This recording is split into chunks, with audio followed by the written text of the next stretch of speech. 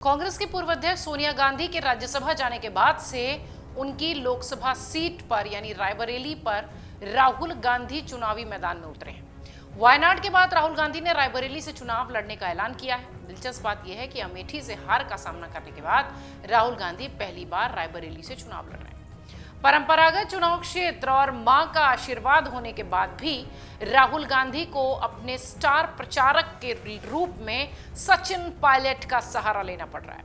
अब सवाल उठता है कि क्या रायबरेली में सोनिया गांधी का आशीर्वाद काफी नहीं है कि राहुल गांधी ने सचिन पायलट का साथ मांगा है। वहीं दूसरी तरफ खबर कुछ ऐसी भी है कि भाजपाइयों को मनाने के लिए अमित शाह खुद रायबरेली पहुंच रहे हैं। आप अंदाजा लगाइए कि रायबरेली का मुकाबला साख और नाक दोनों का बन चुका है, दोनों ही प्रमुख दल यानी कांग्रेस और बीजेपी के लिए। दरअसल रायबरेली सीट से चुनाव मैदान में उतरे राहुल गांधी के लिए सचिन पायलट फील्डिंग में जुटे हैं। यही वजह है कि सचिन पायलट रायबरेली में राहुल गांधी के लिए धुआंधार प्रचार कर रहे हैं। सबके मन में एक ही सवाल उठ रहा है कि आखिरकार सचिन पायलट इस हाई प्रोफाइल लोकसभा सीट पर इतने एक्टिव क्यों हैं। दरअसल लोकसभा का ये जो चुनाव है ये अमेठी रायबरेली पर खूब चर्चा बटोर रहा है। राहुल गांधी को अमेठी से रायबरेली सीट पर शिफ्ट किया गया है। साल 2019 के लोकसभा चुनाव में राहुल गांधी को अमेठी में हार का सामना करना पड़ा था। ऐसे में कांग्रेस रायबरेली में किसी तरह का चुनावी उलटफेर नहीं चाहती है। सचिन पायलट कांग्रेस के युवा प्रभावी चेहरों में से एक हैं। उन्हें राजस्थान में कांग्रेस को फिर से सत्ता में लाने का श्रेय दिया जाता है।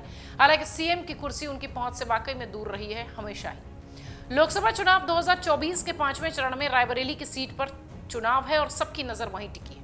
इस सीट पर कांग्रेस के नेता राहुल गांधी के सामने बीजेपी के उम्मीदवार दिनेश प्रताप सिंह चुनावी मैदान में है। सोनिया गांधी का गढ़ रही इस सीट पर अब बेटे राहुल गांधी विरासत संभालने की कोशिश कर रहे हैं। उनके लिए कांग्रेस पूरी ताकत लगा रही है। इसी बीच राजस्थान के पूर्व डिप्टी सीएम सचिन पायलट उनके प्रचार के लिए रायबरेली पहुंचे हैं। यहां सचिन पायलट ने राहुल गांधी की जीत को लेकर बड़ा दावा किया है। उन्होंने कहा कि रायबरेली में एक तरफा चुनाव है, यहां से राहुल गांधी रिकॉर्ड मतों से जीत रहे हैं। सचिन पायलट ने कहा कि राहुल गांधी के चुनाव लड़ने से न केवल रायबरेली में बल्कि पूरे प्रदेश में INDIA गठबंधन को मजबूती मिलेगी। रायबरेली के लोग ये मन बनाकर बैठे हैं कि राहुल को जिताना है। अब बात करते हैं बीजेपी के खेमे से। राहुल और कांग्रेस की तैयारी तो आपने देख ली, सचिन पायलट का साथ मांग रहे हैं। अमित शाह की रायबरेली पहुंचे अमित शाह दिनेश प्रताप सिंह को चुनावी मैदान में उतरा हुआ देखकर लगातार इनके लिए जो स्थानीय खेमे से जो असंतोष है उसे कम करते हुए नजर आ रहे हैं। यह असंतोष बीजेपी के लिए चुनौती भी है, इसमें कोई संदेह नहीं है।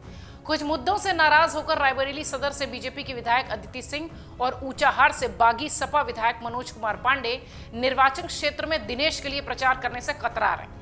इस प्रकार दोनों ही बीजेपी को रायबरेली में एक जोरदार अभियान चलाने में मदद नहीं कर पा रहे हैं। रायबरेली में नाराज बीजेपी नेताओं को अमित शाह मनाने पहुंचे हैं, ऐसी चर्चा हो रही है। बीजेपी सूत्र कहते हैं कि केंद्रीय गृह मंत्री अमित शाह ने अपने रायबरेली दौरे के दौरान दोनों को मनाने की कोशिश की। रायबरेली में अपने चुनाव प्रचार के दौरान अमित शाह दिनेश के साथ मनोज पांडे के घर भी गए, उनका समर्थन मांगा। मनोज पांडे ने फरवरी में, आपको याद होगा, राज्यसभा चुनाव में बीजेपी उम्मीदवार के पक्ष में समर्थन किया था, तब जबकि वो सपा के खेमे के विधायक थे।